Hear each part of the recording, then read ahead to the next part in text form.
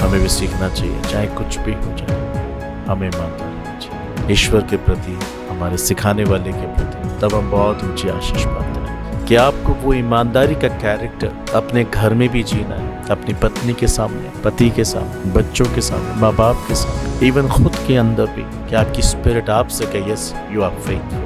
क्योंकि बाइबल कहती है धन्य वो मनुष्य जिसका मन उस पर दोष न लगा है। आपके सगे संबंधी, आपके पड़ोसी, आपके रिश्तेदार, आपके कलीसिया के लोग आपके अंदर मसीह यीशु को देखें, आपके कैरेक्टर में क्राइस्ट को देखें और देखें कि आप सब हालातों में कितने दीन हैं, कितने नम्र हैं, कितने फेथफुल हैं। आप बहुत सी आत्माओं को जीत लेंगे। प्रभु जिन्होंने ये संदेश को सुना है उनके जीवन को आप थाम लीजिए अपने हाथों से। हम जमीनी स्तर पर बहुत छोटा सा जीवन जी रहे हैं, मगर इस छोटे से जीवन को अगर हम ईमानदारी से जिएंगे हम वो उत्तम प्रतिफल पाएंगे जो हमारे लिए स्वर्ग में रख छोड़ा है। वो पौलुस को मिल गया है, तीमुथियुस को मिल गया है और आज हमारा प्रभु राजा यीशु भी वहीं मौजूद है। प्रभु बाइबल कहती जॉन चैप्टर 12 में, जो इस रीति से अपने स्वामी की सेवा करेगा, जहां उसका स्वामी है वहां पर उसका सेवक भी रहेगा। हे पिता, होने दीजिए इस संदेश के द्वारा अपना प्रकाशन मेरे लोगों को दीजिए। आप उनके अंदर बात कीजिए कि आज जमीनी स्तर पर वो कुछ भी क्यों ना हो, पर उसमें से बाहर निकले। क्योंकि जो कुछ हमने संसार से पाया है वो यहीं डूब जाएगा, पर जो हम स्वर्ग से पाते हैं वो हमेशा बना रहता है। Bless them, a God kind of character। प्रभु यीशु मसीह का जैसा चरित्र हर एक पर आने दीजिए।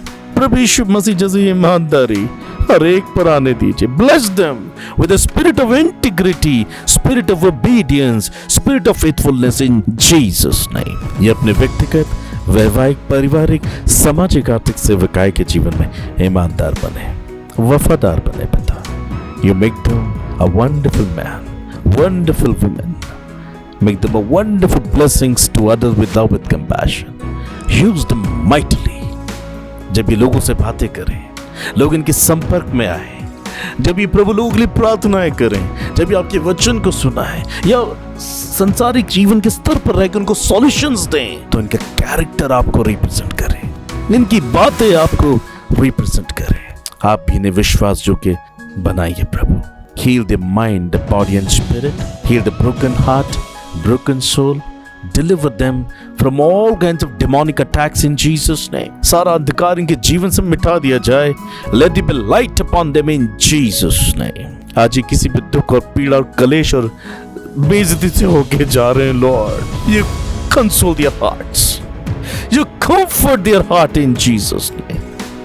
आप इनसे कहें मेरे बेटे, मेरी बेटी, मैं जानता हूं तू कितना दुख उठा रहा है, मेरे नाम के खातिर तू शांत रहता है, मैं निश्चय तुझे छुड़ाऊंगा, तुझे आजाद करूंगा। प्रभु ऐसी परिस्थिति में आप खरा सोना होने में इनकी सहायता करें, इन्हें सहन करने की शक्ति दे, या उस परीक्षा को उनके जीवन से दूर कर दे स्वामी। Let them be free in Jesus name। आपका आत्मा पर राज्य करे, बुराई से न हारे परंतु भलाई से उसे जीत ले। फ्रस्ट्रेशन इन पर राज्य न करे, लेकिन सब प्रकार की परिस्थितियों में आपकी महान शांति फ्रस्ट्रेशन से ज्यादा महान है। लेकिन जो इनके भीतर है वो उससे ज्यादा बड़ा महान है जो संसार में। आपने इन्हें हारने के लिए नहीं बुलाया, आपने इनका अभिषेक किया है ताकि जयवंत से बढ़कर बने। So in any circumstances, give them victory over it in Jesus' name। Bless them with victorious life। Thank you for doing it, O Jesus Christ। In Jesus' name, Amen, Amen। So God bless you all। प्रभु आपको बहुत ऐसे आशीष देना। I believe कि प्रभु ने आपसे बातें की। Take care।